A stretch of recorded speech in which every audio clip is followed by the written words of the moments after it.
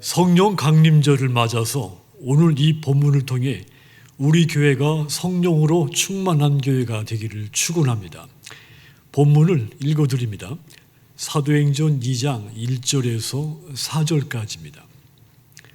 오순절 날이 이미 이르매 그들이 다 같이 한 곳에 모였더니 호련히 하늘로부터 급하고 강한 바람 같은 소리가 있어 그들이 앉은 온 집에 가득하며 마치 불의 혀처럼 갈라지는 것들이 그들에게 보여 각 사람 위에 하나씩 임하여 있더니 그들이 다 성령의 충만함을 받고 성령이 말하게 하심을 따라 다른 언어들로 말하기를 시작하니라. 본문은 이 성령 충만한 초대교회의 모습입니다. 성령 충만한 이 초대교회가 그 뜨거운 영적인 에너지로 열방을 향해 복음을 전파하게 된 겁니다. 그렇다면 우리 교회 마찬가지로 이 사도행전의 초대교회처럼 예수 그리스도의 이 복음 전파를 위해서 오직 성령 충만한 교회가 되어야 할 줄 믿습니다. 자, 그렇다면 우리 교회가 성령으로 충만하면 교회 안에 어떤 역사가 일어날까요? 가장 먼저는 모든 교인들이 같은 목표를 공유하게 됩니다. 1절 보시면 오순절 날이 이미 이르매 그들이 다 같이 한 곳에 모였더니 그랬습니다. 사도행전의 교인들이 오순절에 한 자리에 모여 있었던 것입니다. 성령이 충만하게 임하자 모든 교인들이 같은 마음, 같은 목표를 가지게 된 겁니다. 교회도 마찬가지입니다. 성령 충만하면 교회에 무엇보다도 모든 교인들의 마음이 하나로 합해집니다. 같은 목표를 공유하게 됩니다. 왜냐하면 성령님의 사역 가운데 하나가 바로 하나 되게 하는 사역이기 때문입니다. 에베소서 4장 3절 보시면 평안에 매는 줄로 성령이 하나 되게 하신 것을 힘써 지키라. 성령이 여러분들을 하나 되게 한 것 힘써 지키라고 했습니다. 성령은 교인들을 하나 되게 하는 하나님의 영이라는 뜻입니다.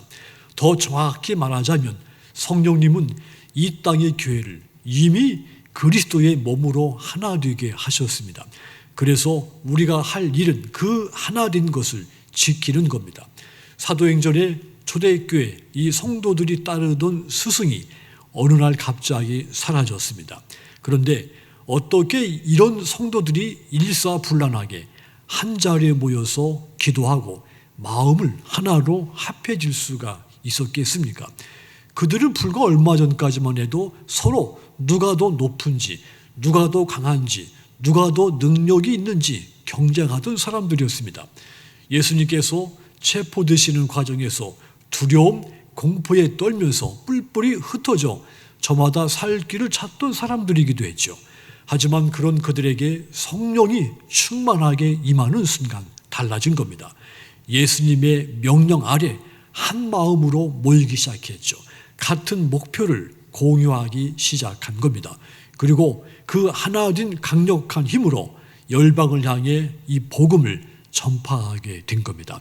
이렇게 우리 교회 안에 성령이 임하는 순간 모든 교인들이 같은 목표를 공유하게 돼서 그 하나된 강력한 힘으로 주님의 명령대로 세계 복음화에 헌신할 수가 있게 되는 겁니다.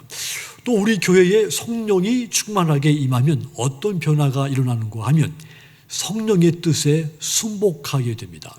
본래 우리 몸에서 가장 통제하기 힘든 기관이 혀입니다.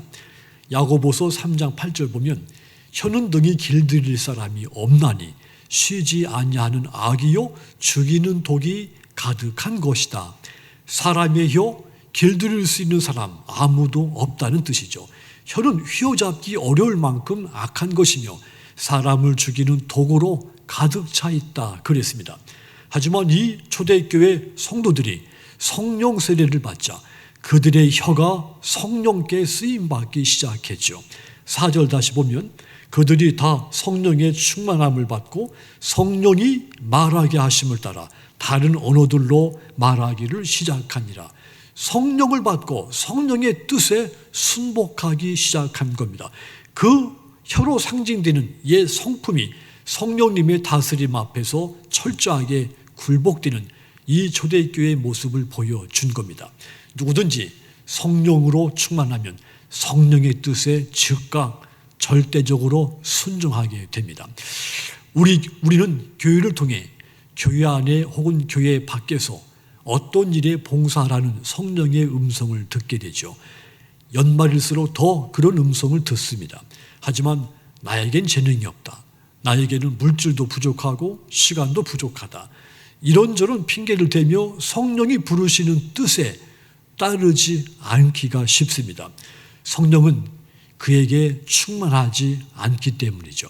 성령으로 충만하면 성령의 뜻이 무엇이든지 무조건 절대적으로 순종하게 되는 겁니다.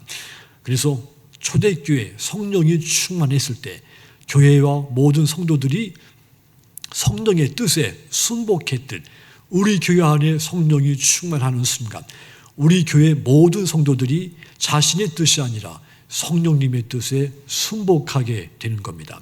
사랑하는 성도 여러분, 교회가 성령으로 충만해야 하는 이유 너무도 중요한 일이죠. 모든 교인들이 같은 목표를 공유하게 되고 성령의 뜻에 순복하게 되기 때문입니다. 우리 교회가 이 어려운 코로나 시대 속에서도 항상 성령으로 충만케 된 그런 교회가 되어서 그 성령의 힘으로 이 복음을 세계 열방 끝까지 전파하는 그런 교회 되기를 주님의 이름으로 축원합니다.